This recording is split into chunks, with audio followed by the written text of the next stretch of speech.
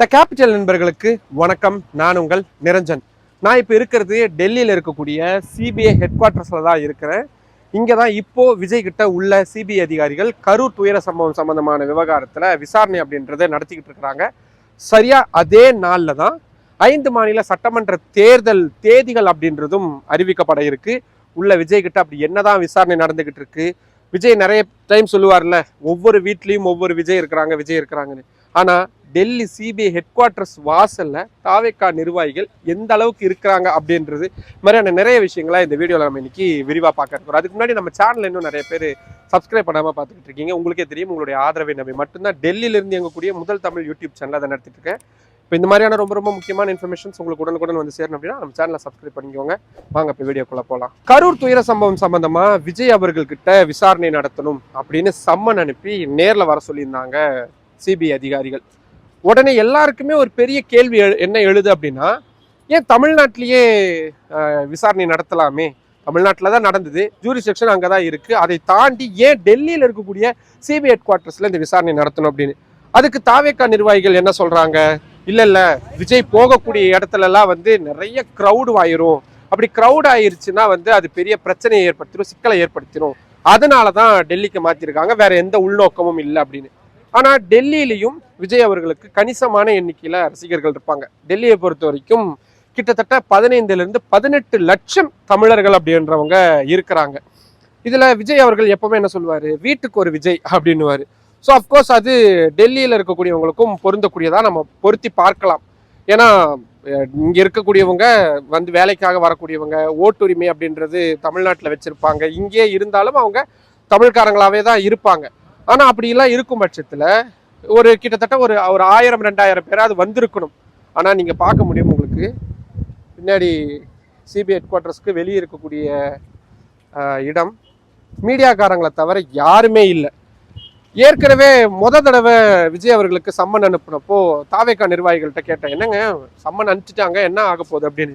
நாங்கள் பாருங்க 2 லட்சம் பேர் நாங்கள் இறக்கி காட்டுறோம் பாருங்க அப்படின்னு ரொம்ப ஒரு முக்கியமான இடத்துல இருக்கக்கூடிய தாவேகா நிர்வாகி அவர்கள் சொல்லியிருந்தாங்க.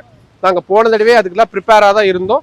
போன தடவை ஒரு 50-60 பேர் வரைக்கும் வந்திருந்தாங்க, அந்த கொடியெல்லாம் வச்சு அங்கங்கே பேசிட்டு இருந்தாங்க. ஆனால் இந்த முறை வந்தப்போ அப்படி 1-2 பேரை கூட பார்க்க முடியல. இன்னைக்கு ஞாயிற்றுக்கிழமை, ஸோ வேலைகளுக்கு போகிறது அந்த மாதிரியான விஷயங்கள்லாம் எதுவும் இருக்காது. கிளைமேட் ஒன்றும் பெரிய மழை வருது அந்த மாதிரிலாம் எதுவுமே இல்லை. ஆனால் ஆட்கள் யாரையுமே பார்க்கவே முடியல. ஒரு 2-3 பேர் வந்தாங்க, என்ன ஏதுன்னு கேட்டாங்க, கிளம்பி போயிட்டாங்க. ஸோ தமிழ்நாட்டில் விஜய் அவர்கள் பற்றின விஷயங்கள் ஓவரா பிம்பப்படுத்தப்படுதோ, ஓவரா பெரிதுபடுத்தப்படுதோ அப்படின்ற ஒரு இயல்பான கேள்வி இருக்குது. ஏன்னா இங்கே மற்ற நடிகர்கள்லாம் வருவாங்க, வேற யாராவது விசாரணைக்காகவோ இல்லாட்டி வேற ஏதாவது விஷயங்களுக்கு வரும்போது அவ்வளோ க்ரௌட் இருக்கும். நான் நிறைய அந்த மாதிரிலாம் கவர் பண்ணியிருக்கிறேன். ஆனால் விஜய் அவர்கள் வர்றதுக்கு அந்த மாதிரியான எந்த விஷயமும் இல்லை. சரி, இது ஒரு பக்கம் இருக்கட்டும்.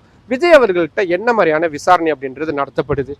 ஆக்சுவலாக காலையில் அவர் 10:15 அவர் இங்கே இருக்கிற தாஜ் மான்சிங் ஹோட்டலில் இருந்து கிளம்பி, அவர் 2 கிலோமீட்டர் தான் இருக்குது, அங்கேருந்து கிளம்பி சிபிஐ ஹெட் குவார்ட்டர்ஸ்க்கு உள்ளே டைரெக்டாக அவரோட கார் மட்டும் போயிருச்சு. உங்களால் பார்க்க முடியும், ஃபஸ்ட்டு ஃப்ளோரு. இந்த விண்டோஸை வச்சு நீங்கள் பார்க்கக்கூடாது, உள்ளே கிட்டத்தட்ட 9 ஃப்ளோர் கிட்ட இருக்கக்கூடிய சூழலில் அதில் 7வது மாடியில் தான் அவர்கிட்ட விசாரணை அப்படின்றது நடத்தப்படுது. அவர் தனியாக தான் உட்கார வைக்கப்பட்டிருக்கிறாங்க. கடந்த முறை அவர்கிட்ட விசாரணை அப்படின்றது நடத்தப்பட்டுச்சுல்ல, அவர்கிட்ட நிறைய கேள்விகள்லாம் கேட்கப்பட்டிருந்தது. புக்லெட் மாதிரி ரெடி பண்ணி டிக் பண்ணுற மாதிரியோ, இல்லை எஸ்ஆர் நோ சொல்கிற மாதிரியோ, தெரியும் தெரியாது அப்படின்னு சொல்கிற மாதிரியோ, இந்த மாதிரியான கேள்வி பேட்டர்ன்கள் அப்படின்றது தான் ரெடி பண்ணப்பட்டிருந்தது. அதே மாதிரி தான் போன தடவை அவர் சொன்ன தகவல்களுக்கும் இந்த முறை அவர் சொல்லக்கூடிய தகவல்களுக்கும் ஏதாவது மாறி இருக்கா, அவர் பொய் சொல்கிறாரா? ஏன்னா உண்மையை சொல்லும் பொழுது அது எப்பவுமே ஒரே மாதிரி தான் சொல்லுவாங்க. ஆனால் பொய் சொல்லும் பொழுது ஒவ்வொரு தரப்புக்கும் ஒவ்வொரு டைமுக்கும் மாறி இருக்கிறதுக்கான வாய்ப்பு இருக்குது. அந்த மாதிரி அவர் மாற்றி சொல்கிறாரா அப்படின்றதெல்லாம் பார்க்குறாங்க. ஆனால் ரொம்ப சர்ப்ரைஸான விஷயம் என்னென்னா, நமக்கு உள்ளேருந்து சோர்ஸை சொல்லும் பொழுது அவர் பெரும்பாலான நேரம் சும்மா தான் உட்கார வைக்கப்பட்டிருக்கிறாங்க. அவர்கிட்ட எந்த பெரிய அளவிலான விசாரணை எதுவுமே நடத்தப்படலை. அப்பப்போ போகிறாங்க, ஏதாவது வேணுமான்னு கேட்குறாங்க அதிகாரிகள், அதுக்கப்புறம் கிளம்பி வந்துடுறாங்க. நீங்கள் உடனே நிறைய பேர் இந்த வீடியோ போடுறப்போ கீழே கமெண்ட்ஸ்லையும் சரி, ட்விட்டர் மாதிரியான சோஷியல் மீடியாஸும் சரி, எப்படி உங்களுக்கு இதெல்லாம் தெரியுது அப்படின்னு. 10 வருஷமாக இருக்கிறோம், சிபிஐ கொஞ்சம் ஓரளவுக்கு ரெகுலராக ஃபாலோ பண்ணக்கூடியவங்க, மற்ற வழக்கறிஞர்கள், சிபிஐயோட அட்வொகேட்ஸ், இவங்கெல்லாம் ஓரளவுக்கு சோர்சஸில் இருப்பாங்க அப்படின்றதுனால அவங்க சொல்லுவாங்க. மோரோவர் எந்த தகவலை வெளியே விடணும் அப்படின்றத அவங்க ஏற்கனவே டிசைட் பண்ணியிருப்பாங்க. ஸோ அந்த வகையில் நமக்கு தகவல்கள் கொடுப்பாங்க. அஃப்கோர்ஸ் உள்ளேருந்து தாவேக்கா நிர்வாகிகள் வெளியே வருவாங்க. சாப்பிட்றதுக்குலாம் நிறைய பேர் போனாங்க. அவங்ககிட்டலாம் கேட்கும் பொழுது இதுதாங்கன்னு சில விஷயங்கள்லாம் சொல்லுவாங்கல்ல. அதையெல்லாம் வைத்து தான் நம்மளால இந்த இன்ஃபர்மேஷன்ஸை நம்மளால கேதர் பண்ணி கலெக்டிவ் நியூஸாக நம்மளால கொடுக்க முடியுது. ஸோ அந்த வகையில் அவர்கிட்ட பெரிய அளவில் விசாரணைகள் எதுவும் நடத்தப்படாமல் சும்மா தான் உட்கார வைக்கப்பட்டிருக்கிறாரு அப்படின்ற மாதிரியான விஷயங்கள் நம்மளால உறுதியாக சொல்ல முடியும். ரெண்டாவது, கடந்த 2-3 நாட்களாகவே கூட்டணி சம்பந்தமான விஷயங்கள் இதில் அழுத்தம் நிறைய இருக்கும் அப்படின்ற மாதிரியான விஷயங்கள் இருக்கு. நம்மளும் கூட போட்டிருந்தோம். ஆனால் மிக முக்கியமான விஷயம், பாஜக தரப்புல இருந்து தாவேகா கிட்ட பேச்சுவார்த்தை நடத்துறாங்க அப்படின்றதுல எந்த விதமான மாற்று கருத்தும் இல்லை. அவங்க ஏதாவது ஒரு வகையில தாவேக்காவை உள்ள கொண்டு வந்துட முடியுமா அப்படின்றத தீவிரமா நம்புறாங்க. இப்போ விஜய்க்கு எந்தெந்த வகையிலாம் செக் இருக்கு, அவருடைய படம் ரிலீஸ் ஆகலை. ஏன்னா படத்துல வரக்கூடிய அந்த லாபம் மற்ற விஷயங்கள்லாம் வச்சுதான் ஒரு எலெக்ஷன் செலவு அப்படின்றத ஒரு மாதிரி பிளான் பண்ணியிருந்தாங்க. ஸோ இப்போ அது எல்லாமே நடக்காம போயிருக்கு. ரெண்டாவது, 234 தொகுதிகளுக்கும் விருப்ப மனுவெல்லாம் கொடுத்து முதல் கட்டமா வெறும் 60க்கும் குறைவான நபர்கள்கிட்ட தான் நேர்காணல் அப்படின்றது நடத்தப்படுது. நேர்காணல் நடத்தப்பட்டுக்கிட்டு இருந்தப்பவே இடையில மாவட்ட தலைவர்கள், மாவட்ட செயலாளர்கள்கிட்ட கூட்டணிக்கு போகலாமா அப்படின்ற விஷயம் கேட்டிருக்கிறாங்க. கூட்டணிக்கு போகலாம் அப்படின்றத பெரும்பாலானவங்க சொன்னாங்க. அப்படின்றதுனால ஒரு நாளைக்கு முன்பாகவே டெல்லிக்கு வந்திருக்கிறாரு. அஃப்கோர்ஸ் அந்த மாதிரியான பெரிய ஹோட்டல்ஸ் ஆகட்டும், சிபிஐ ஹெட் குவார்ட்டர்ஸ் ஆகட்டும், யார் உள்ள வராங்க, யார் போறாங்க, யாரை போய் யார் மீட் பண்றாங்க அப்படின்றது நம்மளால சத்தியமா சொல்லவே முடியாது. ஏன்னா ஒரு பெரிய இவ்வளோ கார்ஸ் போயிட்டு வந்துட்டு இருக்கு. இதுல யார் போறாங்க யார் வராங்கன்னு தெரியாது. மோரோவர் டைரக்டா விஜய் தான் பேசணும் அப்படி அவசியம் கிடையாது. விஜய் அவர்களுடைய பெரும்பாலான விஷயங்களை எல்லாத்தையும் கையாளக்கூடிய சில தயாரிப்பாளர்களும் இந்த சிபிஐ என்கொயரிக்காக வரவழைக்கப்பட்டிருக்காங்க. ஜெகதீஷ் பழனிசாமி உங்களுக்கு எல்லாருக்குமே தெரியும். அவரும் வந்திருக்கிறாரு.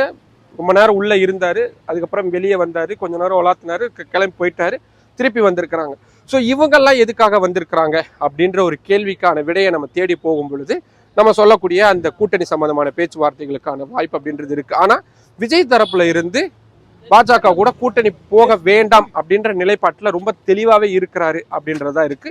ஆனா பாஜக கடுமையான அழுத்தங்களை, திரைப்பட விவகாரமாகட்டும் மற்ற விஷயங்கள் எல்லாத்துலேயும் தொடர்ச்சியான ஒரு அழுத்தத்தை கொடுத்துக்கிட்டே இருக்கிறாங்க அப்படின்றது தான். இப்போ எலெக்ஷன் டேட்டும் இன்னைக்கு அனௌன்ஸ் பண்ண போறாங்க. அதை நம்ம நாளைக்கு நம்ம ஒரு டீட்டெயிலான வீடியோவாக பார்க்கலாம்.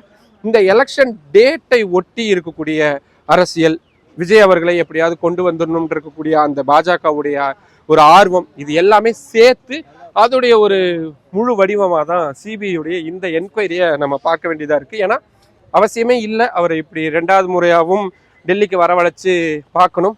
டெல்லிக்கு வரவழைச்சும் சும்மாவே உட்கார வைக்கணும் அப்படின்ற எந்த விதமான தேவையும் இல்லை, அவசியமும் இல்லை.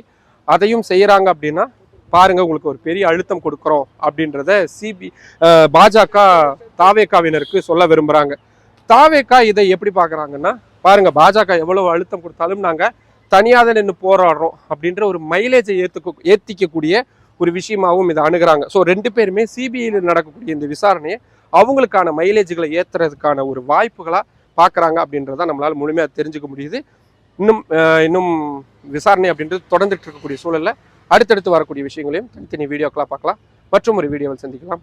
நன்றி. நம்மளோட கேபிட்டல் சேனலில் இன்னும் நிறைய பேர் சப்ஸ்கிரைப் பண்ணாமல் பார்த்துக்கிட்டு இருக்கீங்க. உங்களுக்கே தெரியும், உங்களுடைய ஆதரவை நம்பி மட்டும்தான் டெல்லியிலிருந்து இயங்கக்கூடிய முதல் தமிழ் யூடியூப் சேனலை நடத்திட்டு இருக்கு. இப்போ இந்த மாதிரியான ரொம்ப முக்கியமான இன்ஃபர்மேஷன்ஸ் உங்களுக்கு உடனுக்குடன் சேரணும் அப்படின்னா நம்ம சேனலை சப்ஸ்கிரைப் பண்ணிக்கோங்க. நம்ம வீடியோஸ் நிறைய பேர் கொண்டு போய் சேருங்க. லைக் பண்ணுங்கள், கமெண்ட் பண்ணுங்கள். உங்களுடைய ஆதரவை அதிக அளவில் தாருங்கள். நன்றி.